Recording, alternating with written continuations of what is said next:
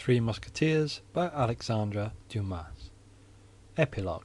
La Rochelle, deprived of the assistance of the English fleet and of the diversion promised by Buckingham, surrendered after a siege of a year. On the 28th of October 1628 the capitulation was signed. The king made his entrance into Paris on the 23rd of December of the same year. He was received in triumph, as if he came from conquering an enemy and not Frenchmen. He entered by the Faubourg Saint-Jacques under verdant archers. D'Artagnan took possession of his command. Porthos left the service, and in the course of the following year married Madame Coquenard.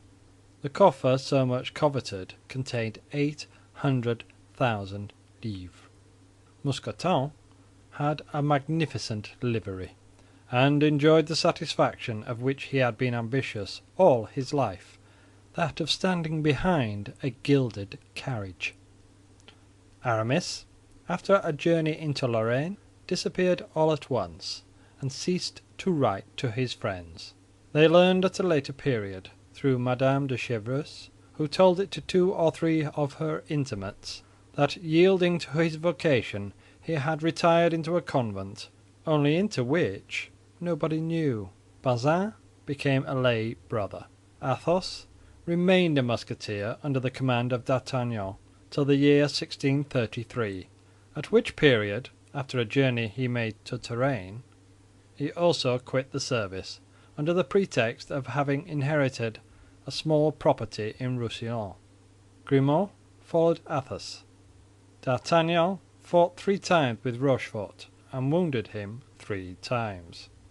"I shall probably kill you the 4th," said he to him, holding out his hand to assist him to rise. "It is much better, both for you and for me, to stop where we are," answered the wounded man.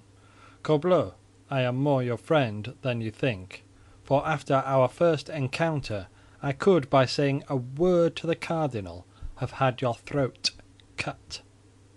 They this time embraced heartily, and without retaining any malice. Planchet attained from Rochefort the rank of sergeant in the Piedmont regiment. Monsieur Bonacieux lived on very quietly, wholly ignorant of what had become of his wife, and caring very little about it. One day he had the imprudence to recall himself to the memory of the cardinal. The cardinal had him informed that he would provide for him so that he should never want for anything in the future. In fact, Monsieur Bonacieux, having left his house at 7 o'clock in the evening to go to the Louvre, never appeared again in the Rue des Fossoyeurs. The opinion of those who seemed to be best informed was that he was fed and lodged in some royal castle at the expense of his generous eminence. End of the Three Musketeers by Alexandre Dumas.